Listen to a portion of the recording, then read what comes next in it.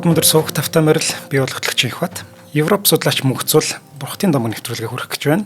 Нэвтрүүлэг та бүхэнд YouTube-ийн Одмондөр суугаар болон NTV телевизээр замаг 83.3 107 хос төлгөөний Одмондөр радиогоор хүрч байна. Өнөөдрийн дугаарыг цахим ирээдүйд хамтдаа G-Mobile event итгэж байгаа. За өдрийн мэндэлээ. Өдрийн мэнд. За Troy 1 гэсэн байна. Киног нь үзсэн л дээ. Тэгээ бүр 2 3 дугаар болтлоо ийм урттай юм байсан юм а тий үг нь. За Troy хотыг би бүр 6 Troy-ын дайныг 6 дугаарт. Тийм үү. Төлөвлөсөн байна одоогоор. Гэтэл Troy хотын талаар бас нэг дугаар өнгөрсөн онд явцсан байгаа. За. Тий. Ер нь бол нөгөө бид нэр кинон дээр яг л кино нөгөө товчлсон байдлыг харж байгаа болохоос биш өөрөө Troy тэгээд Илиад гол нь орж байгаа. Илиад маань өөрөө Одиссей баатар маань буцах 20 жил лөө 10 жил ч тий. 12 лөө. Тийм дайнч өөрөө 9 жил болоод буцаад дахиад Одиссей маань гэртээ хартал 10 жил болдог. Тэгэхээр нийт Одиссейгээ бас оруулчихсан байгаа шүү. За. Тийм тэгээ 6 болчихсон шүү. Шоконд ороод нэг ангитай киног 6 дугаар боллоо. Харин тий. Кинон дээр эн чинь 12 өдөр байлддаг баг. Тий. Гэтэл дайн маань өөрөө 10 жил үргэлжилсэн дээ. Тэгээ Одиссей энэ дайнаас буцах замдаа 10 жил. Тий. Олон адал явдал даван туусаар гэртээ ирдэг. Би нэг жоохон бахта киног нь үзчихсэн юм аа. Бүр маш гоё юм сонирхолтой кино. Тэгэл эмгтээчүүд дээр очиод тэгээ тэнцэнээс удаал. Тий. Тэгээ гэртээ ирсэн чи эхнэр нь яадаг ч үлээ. Юм ч нохоо гардаг санагдаад байна. Тэгээ нохоо нь өөрийг нь ирснийг мэдээд тий. эсвэл амьсгалаа авдаг. Эзнэл хүлээгээд байсан тий. За энэ бол грекийн домогцууд бол хамгийн алдартай домгуудын нэг. Хүн болгоо ер нь мэдэх баг. Troy хотын дайн. Тэгээд бид нарт нөгөө Troy хотын дайнтай холбоотой бусад жижиг домгууд маш их байдаг. Тэдний ч гэсэн тусдаа домгууд тэгээд бүгдээрээ одоо энэ 6 дугаар дээр нийлүүлээд эн чинь юм учиртай байсан юм биш үү гэж ойлгох юм байгаа. За хэдийгээр яг оны өмнө Troy хотын тухай дугаар хийсэн боловч өнөөдөр бас үзэг сонсогчдоо сануулад ерөнхийдөө энэ дайны маань оролцогч талууд юу юм? Учир шалтгаан нь юу юм? Ямар шалтгааны үүднээс болж байгаа нь тэгээд яг хэрхэн ихэлсэн талаар. За өнөөдрийн нэвтрүүлэг маань Агамемноны цуст төлөөс гэдэг нэртэй. Тэгээд нэвтрүүлгийн төгсгөлд яагаад Агамемнон хаан цусны төлөөс төлсөн юм бэ? Ямар учиртай юм бэ гэдгийг тайлбарлах юм байнамаа.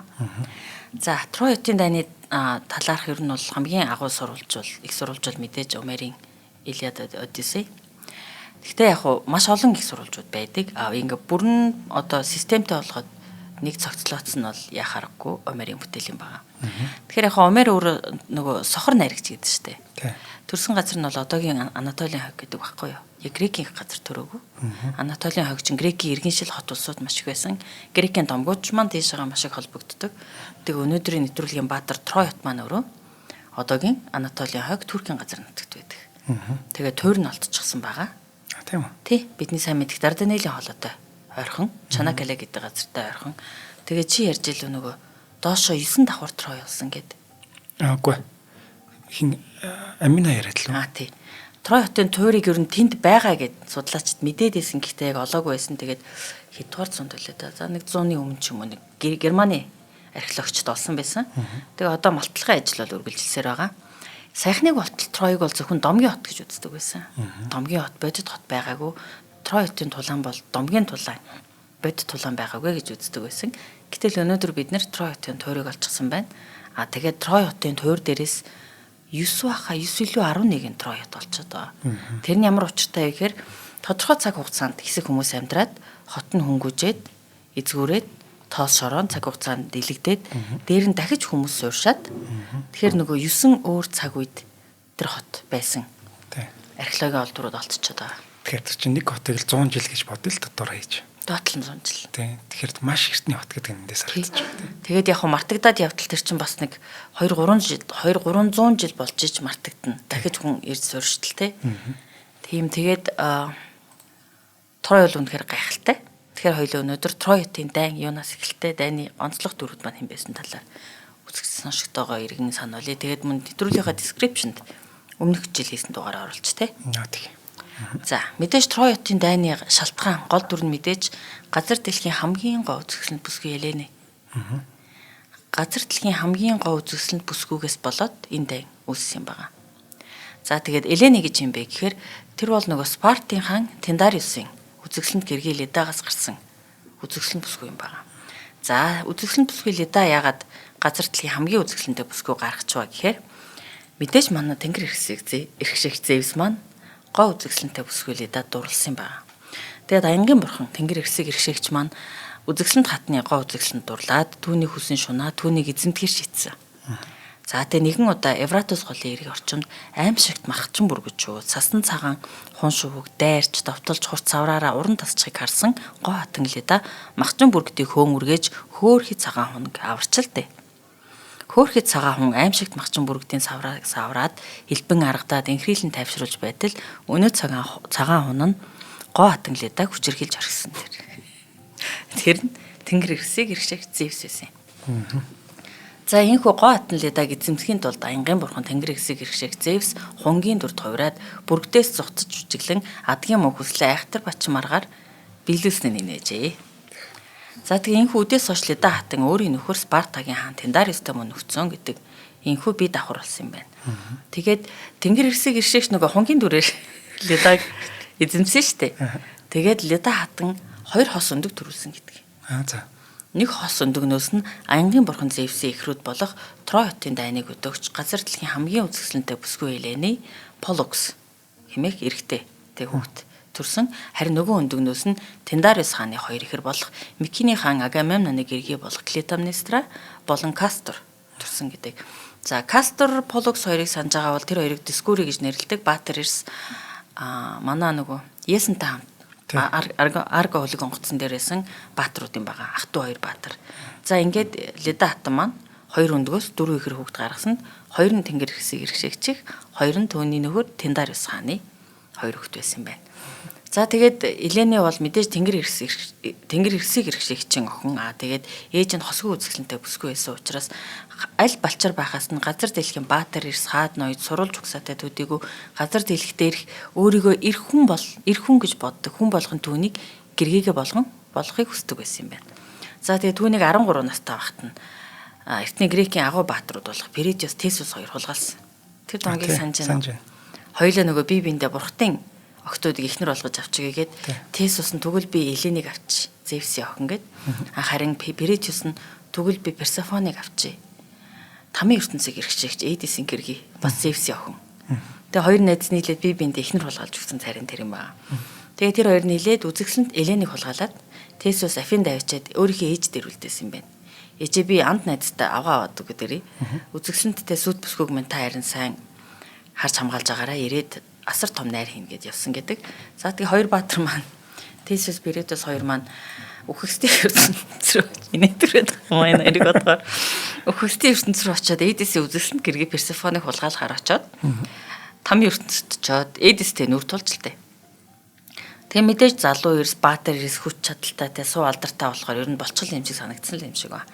Тэгээ тэр хоёрын нөгөө зорилгыг нь мэдчихсэн Эдис Персефоны хоёр анхнаасаа тэр хоёрыг их найрсгаар угтаж аваад дайлж цайлаад өөрсдийг нь дайлж цайлал амтад дарсаар тэ ингээ шахаал ятгаалаа харна баярлаад нөгөө хоёр чинь уутал хөлн чулуужаад эхэлсэн гэдэг. Тэгээ тэр хоёр тамийн ертөнцөд хэсэгтэй хагас чулуу болон амьдсан гэдэг. Харин Тесусыг нөгөө Ираклис баатар маань очиод аварцсан.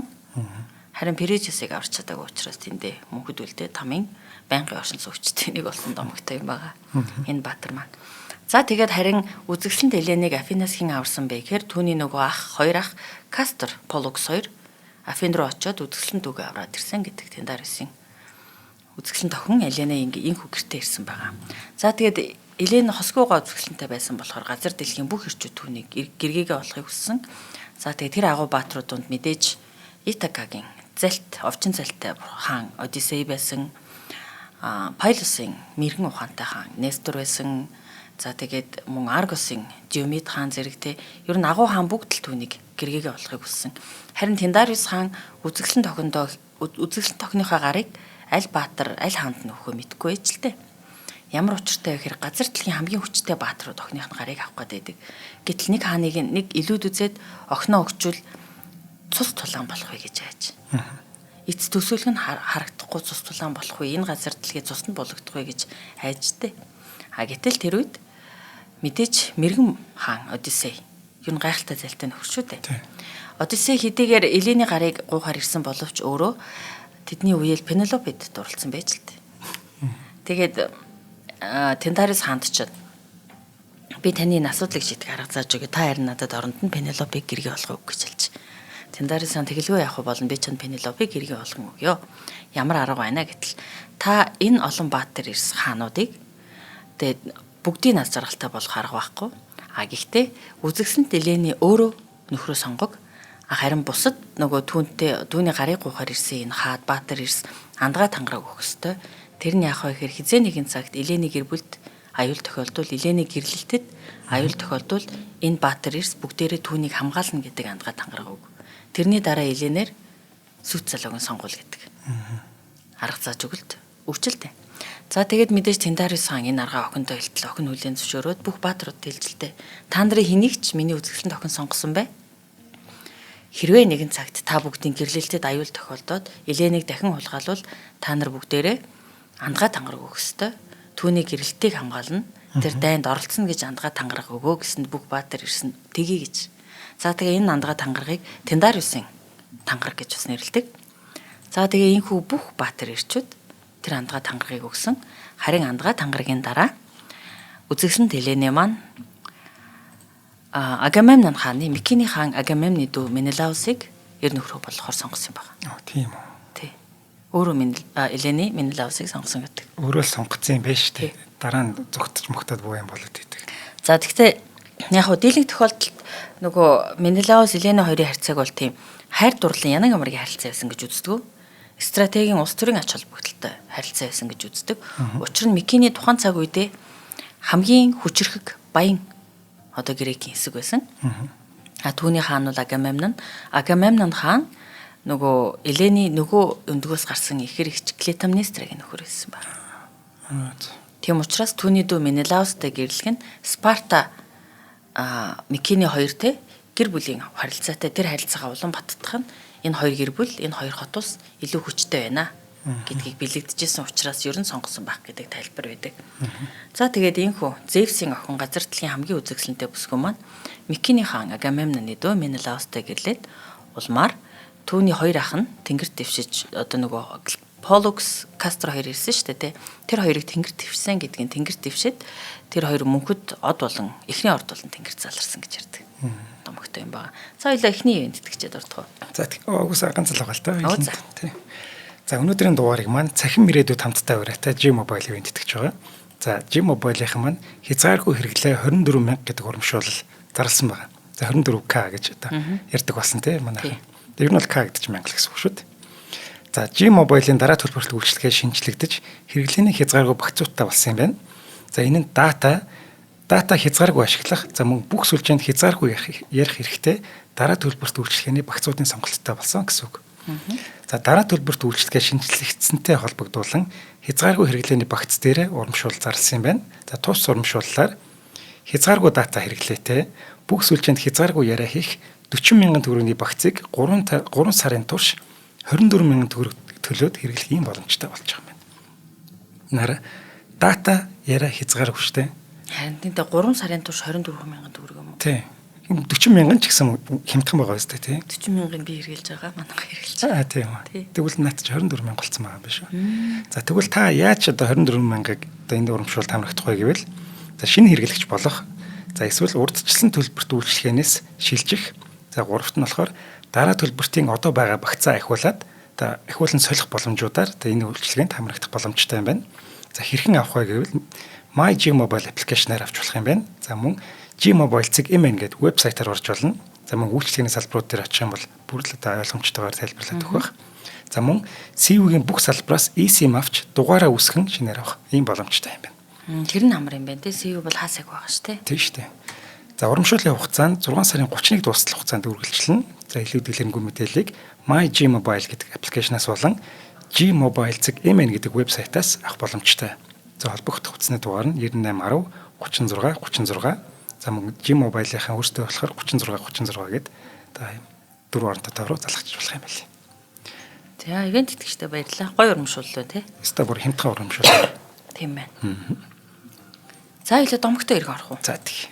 За мэдээж нэг дүр маань ингээд Елений болж байгаа. Газар дэлхийн хамгийн гой үзэсгэлэнтэй бүсгүй Елений. За нөгөө дүр маань мэдээж Парис хотын ханхүү. Трой хотын ханхүү Парис. Парис юм байна. За Парис бол мэдээж Тройтын хаан Приам болон түүний хатан Хекуба нарын хүү. За тэр хоёрыг 19 хүү 19 охинтой байсан гэж домогт гардаг. Яг хүний биологийн насаар яаж амжихыг бол би сайн мэдэхгүй байгаа. За. Тэгтээ домог шүү дээ. За тэгээд Парисыг дөнгөж төрөхт нь Трой хотын төгсгөлийг авчрах юм байна гэж түүний төрсөн эгч нь зөгнсөн байдаг. Түүний төрсөн эгч нь бол Кассандра. За Кассандра бол гоо үзэсгэлэнтэй охин байж л дээ. Тэгээд нарны бурхан Трой хотын эвэгч бурхан Аполло үзэсгэлэнтэй бүсгүүд дурлаад амраг минь болцгоо. Амраг минь олвол чамд юусын үйц заяа гэж хэлж. Тэгэхээр Кассандра тгийл дээ. Би чиний амраг болъё гэж хэлээд нарны бурхан Аполло түүнд юр бусын үйц шид заяасан нь ирээдүг гайхалтай онцтойгоор зөгнөх чадвар заяасан юм байна. Гэтэл яг амраглах явдал дээр болсон чинь Кассандра зугтчихж тий. Холигдсон. Тэрэнд нь хэлгэнсэн нарны бурхан Аполло Кассандра хэлгнээд хэдийг ярьж те яг үнэн онцтой зөгндөг боловч чиний зөгнөлийг хинч сонсохгүй хинч итгэхгүй гэж хараасан юм байна. Тэгээд харамсалтай маань Кассандрагийн хэлсэн зөгнөлүүд нь гайхалтай оновчтой байсан боловч хинч түүний зөгнөлийг сонсдоггүй байсан. За энэ зөгнөлүүдийн нэг нь Парисыг төрөхөд энэ хүү агуу Трой хотын эцсийг авчирнаа гэж Кассандра зөгнсөн боловч Кассандрагийн зөгнөлийг сонсоогүй. Гэхдээ өөр бас зүнчид хэлсэн учраас аав ээж хоёр нэтгээд өөрийн хончтод өгөөд Эд авууланд аваачаад энэ хүү орхио. Уулын зэрлэг амтад нохоо шуу идэд энэ хүүхдийн хувь заяаг шийдгээгээд өгсөнд хонч нөгөө Эд авууланд аваачсан боловч хүүг үлдээж чадсангүй л дээ. Гэхдээ үлдээсэн гэдгийг үлдээгээд жилийн дараа хүүг иргэн олсон гэдэг. Харин тэр ууланд үлдсэн хүүг эмгэгчин баавгай. Өөрөө хүүхүлээд дижсэн гэдэг. Тэгээд тэр хүү нэг жилийн дараа нөгөө хончин Парис хүүг түүний нэрийг Александр гэдэг байсан. Парис хүүг олоод өөрийн хүү болгоод өсгсөн гэдэг. За тэр хончин бол зөвхөн хон биш нөгөө үхэр сүрэг бас хариулдаг байсан. Приам хааны малчин байж л тээ. За тэгээд Александр хүү маань Парис маань өөрийгөө хэн гэдгийг мэдэхгүй хончны хүү гэж бодоод тэр хончны гэр бүлд аз жаргалтай амар амгалан өссөн. За тэгээд аз жаргалтай амар амгалан өсч байхдаа нэгэн удаа тэр их шудрах хүү ээж л тээ Парис. Шудрах хүү байдаг гарамгай унлагч байж. Тэгээ түүний тэр шудраг гарамгай тэр унлагчийг нь бурхад бас анзаарсан байж л дээ. Нэгэн удаа тэр нөгөө хөрш ингээд хөрс зэрэгэлдээ байдаг малчтын бухтай өөрийнхөө нөгөө бухыг аавынхаа одоо тий хончныхоо бухыг мөргөлдүүлж тоглодог байж л дээ. Тэгээд нэгэн удаа тэр нөгөө мөргөлдүүлсэн бух болгоно дийлдэг байж Парисын. Гэтэл тэрийг нөгөө дайны бурхан Арис харчаад өөрөө бухуулж очиод Парисын бухтаа мөргөлдсөн юм байна. Тэгээд хормын дотор ялсан гэн л дээ. Гэтэл нөгөө тэр хор хэдийгээр нөгөө бурхан Арис хормын дотор ялсан ч гэсэн Парисгүй тэрэнд нөгөө хилэгнэж одоо тий өшөө хорсолд авталгүйгээр ялагчийн титмиг өтөр төрөгөн тэр одоо Арис бурхан болсон бухт өгсөнд энэ шудрах хүү вэ гэсэн мэдээллийг бурхад автсан байж. За тэгээ Парис нэг инхүү байж байгаа заяа юм. За тэр хооронд юу болж ийн гэхээр нэг хорин болж байна. За тэр нь Пелиос гээд Грекийн агуу баатар гол усны бурхан Тетис гээд охин тэнгэрийн хорин маань найруулж байгаа. За ер нь бол Тетис их гоо үзэсгэлэнтэй охин тэнгэр байж л дээ. Тэгээ мэдээж манай тэнгэр ирсэг иргэшиг Зевс болон түүний дүү далаа тэнгисийг иргэшиг Посейдон хоёр тэр үзэсгэлэнтэй охин тэнгэрийг өөрийн болохоор хоорондоо өрсөлддөг байж. Гэтэл нөгөө Кавказад цөлөгдсөн байгаа галын хулгайч бурхан Прометеус тэнгэр ирсэг иргэшиг Зевс Тетис хоёроос хүү гарвал тэр хүү ааваасаа илүү их мэдлэлтэй хүч чадалтай болоод аавынхаа хаан сэнтийг булаах болно гэж хэлсэн байна. Тийм зүн байсан учраас Зевс ч өөрөө өөрийнхөө ааваас Кроносоос хаан сэнтийг нь булаасан учраас ямар ч байсан Зевс Тетис хоёрыг гэрлүүлж болохгүй байна гэд бурхад хоорондоо ярьж идэд голын охин тэнгэр Тетисийг Пелиос баатарт гэргээ болгох гэсэн байгаа. За тэгээд Пелиос баатар Тетис хоёрын гайхалтай сайхан хорин болж ичэлтэй. Пелион ууланд болж байгаа. Херон кентаврын агууд болж байгаа. Херон кентавр ч нөгөө баатруудыг хийвэдэг. Пелиосын багш байсан Ахиллесийг бас өсгсөн гэдэг байхгүй юу? За тэр хоёрын гайхалтай сайхан хорин болж идэл бүх бурхад чуулцсан олон хоног найрлж байна. Гайхалтай сайхан чамин тансыг бэлэг өгөөл гэтэл тэнд ганц бурхан урагдаагүй байсан нь Эрис буюу хэрүүл маргааны охин тэнгэр Эрис урагдаагүй байж. За тэгээд бурхтын чуулганд очисон чинь хинч байхгүй. Өөрөөс нь өргөн байхгүй. Доошо хартал Пелион уулын кентавр Хероны агууд бүх бурхад чуулдсан баян тансаг найрыгээд идэг хорин болоод идэг өөрийг нь өрөөгөөд хорсон Эрис охин тэнгэр Сперидийн алим гэж байдаг. Бид нар нэг Сперидийн цэцэрлэгийн талаар ярьжсэн алтан алим байдаг. Персис маань очиж тэ 3 алтан алим авдаг. тэрнээс нэг алтан алим авчираад хамгийн үзэсгэлэнтэйд нь гэж бичээд тэр агуу руу оруулчихсан юм байна. Эрис охин тэнгэрийг өөрөө үл үзэгдэж болоод агууд тэр алимаа оруулсан гэдэг. За гэтэл ингээл алтарсан нүд гэлбэм авмаар алтан алим тэнд харагдчихэв. Охин тэнгэрүүд шохорхол нүдлэл очиод хартал хамгийн гоо үзэсгэлэнтэйд нь гэж бичиж. Гэтэл бурхтын хатан яриа би авалгүй яах вэ? Энэ миний алим. Би бурхтын хатан би хамгийн гоо үзэсгэлэнтэй гэж хэлж. Гэтэл дайны охин тэнгэр Афина дайчин охин тэнгэр мэрэгэн цэцэн охин тэнгэр Афина алтан шаргал үстэйгээр алдартай. Энэ миний алим надад зориулсан алим гэж хэлж. Гэтэл дэрэгд нь мэдээж манай хайр дурлал гоо үзэсгэлэнгийн охин тэнгэр Афродити. Гоо үзэсгэлэн гэдэг чинь би өөрөө энэ миний алим гэж хэлж. За тэгээд нөгөө тэнгэр ирсийг ирших Зевс ихнэр бурхтын хатан Гера. За охин нь толгооноос нь тархинаас нь гарсан төрсөн охин Афина. За тэгээд Афродити гурав хоорондоо муудалцчихлээ. Миний алим, миний алим, миний алим. Би авах ёстой, би хамгийн үзэсгэлэнтэй нэгэд. Тэгэд энийг шийдэх даалгавар Зевс иржилтэй. Зевс юу гэж тийм маргаанд оролцох вэ? Тийм шүү дээ. Энийг би шийдэхгүй. Газар дэлхий дээр байгаа хамгийн шударга игэл сончин хүүд үгээгээд та гурав Трой хотод очиод Трой хотын ойролцоох Ида ууланд очиод хончин хүүгээс асуугээд зарч бурхан Эрмисийг энэ гурыг дагуулад яв гэдээ явуулсан тэр юм байгаа. За тэгээд нөгөө Ида ууланда өөрийгөө хин гэдгээч мэдэхгүй, ямар учир усаад байгаач мэдэхгүй, аз жаргалтай өхөр хонь ноцтолтуулахаас илүү аз жаргал мэддэггүй Парис залуугийн урд зарч бурхан Эрмис үзэсгэлэн гоо нүд гэлбэм урд хожид хизээж хараагүй тэр гоо үзэсгэлэнтэй гурван охин тэнгэрийг аваад ирчихэв. Тэгээд тэр айц очирдсан хүүд айц очирдох хэрэггүй чи энэ гурийн хамгийн үзэсгэлэнтэй хин гэдгийг л хэлчих гэж л дээ. За тэгээд Парис мэдээж алийг нь харсан гоо үзэсгэлэнтэй алийг нь гэж сонгохоо мэдгүй байж гин өшөө намайг те үзэсгэлэн тохин тэнгэрүүд минь аль нь хосгүй гоо үзэсгэлэнтэй учраас би алийг нь сонгож чадахгүй байна гэж хэлсэнд тэр гурав амлалт өгчээд л те бурхтын хатан яриа юу гэж хэлсэн бэ гэхээр би чамаа газар дэлхийн хамгийн агуу хаан болгоё. Чи газар дэлхий дээр урд хожид хизээж байгаагүй хамгийн агуу хамгийн баян хаан болно гэж хэлж. Залуу хүүд сайхан сонсогдно үсттэй.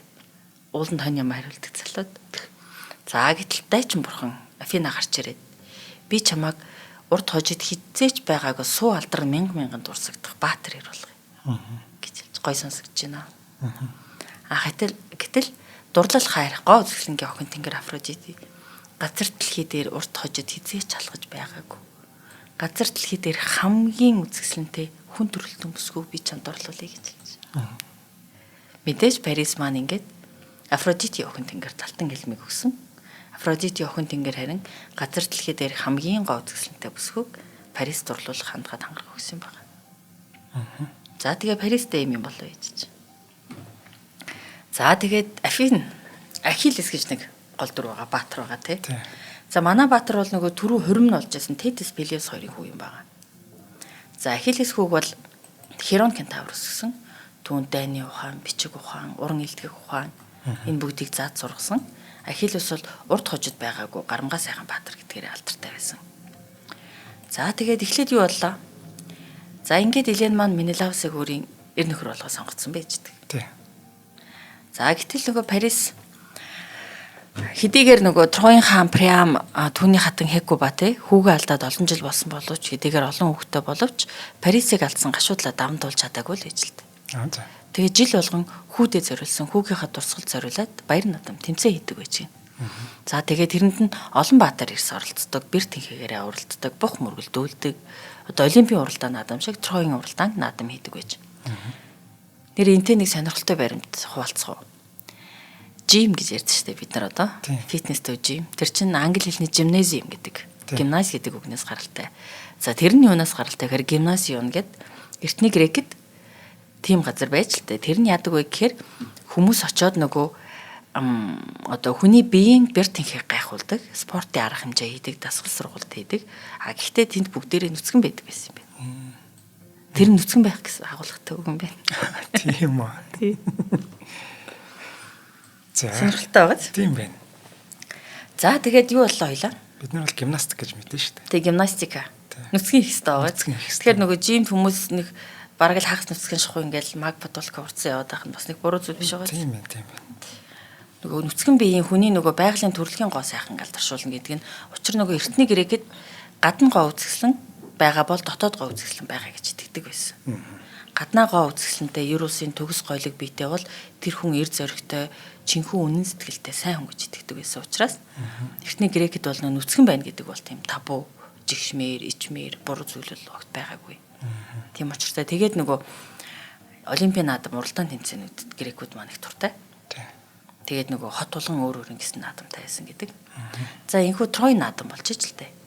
За гэтэл Трой наадамд нөгөө малчин аав нь, хончин аав нь, ямаачин аав нь штэ. Парис хүүг уралдаан тэмцээнд төрүүлэх нөгөө бухыг авчиад өгөхөд явуулж байна. Тэр бух нь Парисын хайртай бух байж л дээ. Тэгээ хэдийгээр дургуйч гэсэн эзний бух учраас авчиж учиртай Парис маань нөгөө буха Тройд авчиж өгөхөөр замд гарсан юм байна. За тэгээ замд гарч явахдаа нөгөө 3 үзэсгэлэнтэй охин тэнгэртэй таарлцсан дээр. Хэрүүлээ хэлмийн учраг болчиход ирж байгаа шүү дээ, тий. Тэгээд нөгөө яаж хин хизээ яаж авчирч өгөх юм ч мэдэхгүй байгаа шүү дээ. Гэтэ газар дэлхийн хамгийн үзэсгэлэнтэй бүсгүй надад дурлна гэдэг итгэлтэй байгаа. За тэгээд яваад очтол тэнд олон баатар ирс уралдаан тэмцээнд оролцож байна. Бэр тэнхээгээ үдэж байна, хүч чадлаа гайхуулж байна. Парис тэднийг хараад би ч гэсэн чадах юм байна гэд тэр уралдаан тэмцээнд нь орсон гэдэг. Тэгээд уралдаан тэмцээнд нь ороод өөрийн ах Хекторыг хүртэл ялсан гэдэг. Оо тийм. Тэгээд нөгөө өөрөө шагналд өгөхсэн бухаа өөр авах болно үсттэй. А гэтэл нөгөө түүний игч Кассандра нь харангуудаа хэн болохыг таньсан гэдэг. Тэгээд аав ээжтэй хэлжилтэй. Энэ агуу Трой хотын төгсгөлийг авчрах. Бидний дүү Парис байна гэж хэлсэнд аав ээж хоёр нь хүүгээ хараад баярлаад түүнийг Трой хотын ханхуу болгон гөрөмжлөөд хүүгээ амьд сэрэн эргэн ирсэнд зориулаад их том найрц ингээд хийсэн гэдэг. За ингээд Парис маань хончин залуу Парис маань Тройтын ханхуу Александр болсон нэг байгаа. За тэгээ эхэндээ бол Спарта, Трой хоёр их найрсаг дипломат харилцаатай холбоотнууд байж л дээ. Тэгээд өөрийнхөө хүүг ирсэнд баярлсан Приам хаан хүүгээ бас агуу Спарт хотын хаан Тендариус танилцуулахаар бэлгэсэлт бэлдээд хүүгээ Трой Спартаар явуулсан гэдэг. Парис бол Александр бол Спартын хааны гэргий Елений газар дэлхийн хамгийн үзэсгэлэнтэй гэдгийг мэдж байгаа. Тэр бүсгүйг авахар яасан анханасаа. Зорилго нь тийм байсан тий. Тий, зорилго нь. За энхүү Парис маань Спартад очоод мэдээж газар дэлхийн хамгийн гоо үзэсгэлэнтэй бүсгүй Еленийг харсан. Тэр хоёр анхны харцаар бие биендээ дурлсан. Афродити охин тэнгэр амлалтандаа хүрсэн. Харин Парисыг Спартад байх агуур Тендариус хааны аав нь Критийн хаан нас барсан учраас Тендариус хаан аавынхаа оршуулгад оролцохоор Крит рүү явсан байсан. Крит арал руу. Тэр хооронд нь Парис үзэсгэлэнт дурлалт бүсгүй Еленийг авалгаалаад өөрийн төрсэн газар Трой руу одоо усан онгоцороо аялалд гарсан тэр. Тендариус харин эргээд иртэл түүний үзэсгэлэнт гэргийг нь Троийн шинэ ханхүү Александр хулгайлаад аваавцсан байсан. За тэгээ мэдээж энэ байдал ахтай хэлсэн. За энэ бол аимшигтай доромжлол. Тэгээд хамгийн чухал нь юу вэ гэхээр нөгөө өөрийг нь зотлж исэн хүний гэргийг хулгайлна гэдэг чинь өөрөө зочлох ёсны тухай хууль. Эртний грекүүдийн хувьд ер нь зочин, гийчин тэгээд гэрийг хүлээн авж байгаа гэрийн эзэн хоёрын хоорондох харилцааг бол их дээдлэн хүлээн авч үздэг. За тэгээд энэ нөгөө зочлох ёсны хуулийг зөрчинө гэдэг маань өөрөө маш хэвшигтэй хэрэг. Ер нь Парис анханасаа их олон шивчгтэй өвөлтөл үлдсэний нэг юм байна да тий. За тэгээд энэ байдалд хэлгэнсэн Менелеус өөрийн ах тий Микений хаан Агамемнанаас тусламж өгсөнд Микений хаан Агамемнан грек даяар түүний гарыг гуйж ирсэн. Түүний гэрлэлтийг хамгаалахаар амлалт өгсөн агуу баатруудыг цуглуулах ажлыг эхлүүлсэн юм байна. За ингээд Менелеус хаан Спартын хаан Менелеус хэлгэнсэн Менелеус хаан эхнэрийнх нь гарыг гуйж иржсэн бүх хүмүүсийг, бүх хаадыг, бүх баатруудыг грек даяар дуудуулсан. За тэгээд энэ ажлыг нь бол мэдээж Микений хаан Агамемнон тэргүүлсэн. За тэгээд хамгийн түрүүнд авчрах ёстой хаан бол залтай, ухаантай Итакагийн хаан Одиссей байсан. За Одиссейг авчруулахаар явуулж л дээ. Одиссейг авчруулахаар хэн явсан бэ гэхээр юу явж ирсэн? Диомедес хаан явсан гэдэг. Мэргэн хаан Аргосын хаан байгаа. Диомедес гэж залуу хүү байгаа. За тэр Одиссейг аваад ирээгээд Агамемнон элчнэр илгээжээ. Агамемнон нөгөө ямар учиртай гэдгийг мэдж байгаа. Одиссейд сонирхол байхгүй шүү дээ. Анхнаасаа л Пенелопыг хүсчихсэн, Пенелопыг авцсан. Хүүтэй болцсон, аз жаргалтай амьдарчсэн. Тэгээд Агамемнон хаан Микений грек нутгийн бүх баатар эрсүүдийг цуглуулж байна. Агуу Трой хотыг булааж Тэ үзэсгэлэн теленийг авчрах аян замд гарах болж байна гэсэн дууг сонссон Одиссей галзуу болж жүжиглэж л тээ. Тийм тэр чинь бүр кинон дээрэж гардаг шүү дээ. Юус аян дайн юу үед аялалд юус явах ямар ч сонирхолгүй. Зүгээр л тэнцэнэ гівтчихэд шүү дээ тий. Тэгээд галзуу болж үжилж л дээ. Тэгэл амдаа нэг юм бутнаал галзуу солиотой хүн шиг тэр нөгөө үхэр бух нөгөө газар ингээд хагалж байгаа. Тийм газар хагалж байгаа талбай дээр галзуу солиотой хүн шиг байгаад ээжлгэн. Тэгэл ихнэр нь Пенелопен хэлжилтэй. Та нарын суу алдрыг нь гайхан махтаг Одиссей хаан чинь дайнд явхад ч тийм бэлэн биш байна да гэл ингээл нэг догтөл тэнд галзуу хаан байж байна. Гэтэл нөгөө Одиссейг залт аргат хаан гэдгийг мэдээг Дионидис нэгэн арга сэдсэн нь Одиссей хааны дөнгөж төрсөн хүүг газар хагалж исэн бухны урд авчиж тавьчих. А гэтэл нөгөө дөнгөж төрсөн хүүгээ бухны урд байгаа тэр буханд юу юуг гიშгүүлэн амир эрсдэлтэй болсныг харсан Одиссей мэдээж гүйж очиод хүүгээ аварсан. Энийн түүнийг цоо ирүүл дайнд явах чадвартай гэдгийг баталсан учраас Одиссей маш дургүйгээр энэ дайнд татагдсан орсон юм байна. За дараагийн хаан нь хэн бэ гэхээр Пелосын хаан Нестор хаан байж гэнэ. За Нестор бол энэ гурван хаанаас хамгийн хөгшин нь байсан байна. Тэр Аполло бурхан түүнийг ивэсэн учраас тэр нэг хүний насыг 3 үржүүлсэнтэй тэнцэхээр урт наслсан хаан гэдэг. За дараагийн хаан бол мэдээж төрөнд урдсан Одиссейг очиж авчирсан Аргосын хаан Дионидис байсан байна. За тэгээд энэ гурван хаан мэдээж зөвхөн өөрсдөө оролцоогүй өөрсдийн цэрэг армаа аваад энэ тулаанд оролцсон. За тэгээд ямар бааtruуд оролцсон бэ гэхээр Ахиллес байсан. Тэр бол Пижийн хаан хүү Ахиллес. Түүний аав мэдээж Пелеус баатар ээж нь Тетис гол мөрний охин тэнгэр байсан. За тэгээд Тетис охин тэнгэр өөрийнх нь хүүг ямар хувь тавилан хүлээж байгааг мэдчихсэн. Хэрвээ Троятын агуу Троятыг буулгах дайнд явах юм бол энэ хүү хизээч эргэж ирэхгүй. Тэр маш богино тэ амьдрах бөгөөд түүний байгуулсан гавьяаны суу алдар мянганд дурсагдах болно. А эсвэл тэр амар амгалан уртаа насыг амар чимээр амьдарч дурсагдах гавьяагүй дуудагдах нэргүй энэ насыг өнгөрөөнө гэсэн зөвнөл байсан. За тэгээ энэ зөвнөлийг хүүдээ хилээд хүүгээ уг нь бол нуусан байгаа. Скирос арал дээр Ахиллесийг нуужилт Ахиллес нь дайнд явахгүйгээд нуугдсан юм. За тэгээ Скирос арлын хааны охтууд донд эмэгтэй хүний хувц өмсөд тэр охтууд донд нуугдж ээж гин. За гэтэл Ахиллесийг авахар хэн явсан бэ гэхээр Диомид, Залт хаан, овчин Залт, Одиссей хоёр явсан юм байгаа. Тэгээд Ахиллес нь олон охины дунд байгаа даа гэдгийг мэдээд идэг. Тэгэхээр хэнийг гаргаж ирэхин тулд хааны охтод зориулаад арилжаа наймаачд болоод хачин тансаг алт эрдэнсийн бэлэг шидчихэлтэй дунд нь. Тэрэн дунд нь нэг сэлэм оролцсон байж. Гэтэл хааны охид нөгөө үзэгсэлэнтэй тойл сам тэ хитон өмсгөл ч юм уу тэр гоё тансаг зүйлд хушуурч хахад Ахиллес нөгөө сэлмийг нь бариад авсан гэдэг. Тэгээ Ахиллес өөрийг нь анзаарсан гэдгийг мэдсэн хэрнээ гарахгүй байж л тэ. Тэгэхээр Одиссей ямар арга хэрэгэлсэн бэ гэхээр нүрэх дайн тулааны дуу чимээ ордны гадна ингээл гаргаж илдэ. Юугөө мянган баатар тэдний байгаа тэр ордон аршийг эзэлгээр ирж байгаа юм шиг дуу гаргасанд нөгөө сэлэн барьсан цусны хөрсөн баатар ир Ахиллес чинь хувцас салхилгүйгээл гараад ирээд өөрийгөө хин гэдгийг мэдэгдээд энэ дайнд татагдсан оролцсон гэдэг. За тэгээд Ахиллестай хамт түүний үеэлдүү Патроклус байсан. Түүний үеэлдүү амраг найз тэ үнэн чанд чин зүрхний анд Патроклус байсан мэдээж агуу Аякс байсан. Тэгээд бага Аякс баатар байсан байна. За тэгээд энэ олон баатрууд 100 онгоцыг 100 хүлэг онгоц бэлдээд агуу Троятыг буулгахаар аян замд гарсан гэдэг. Тэгээд тэднийг Ахинчууд гэж нэрлэдэг. Нийлүүлээд эн чинь Микинчууд байна, Итакагийн баатрууд байна те, Спартагийнхан байна нийлээд Ахинчууд гэж нэрлэдэг. Тэгээд Агамемнон бол тэднийг тэргүүлж ирсэн. Гэтэл нөгөө Агамемнон хаан тэд нар 100 хүлэг онгоцороо тэнгис талаад аялалд гарах гэтэл ямар ч салхи байхгүй байж л дээ. Салхи байхгүй байсан учраас нөгөө хөлгийнхөө далбайг буулгасан ч салхи байхгүй учраас хүлэг онгоц нь явахгүй эрг рүүгээ буцаж ирээд ээж гин. Тэгээд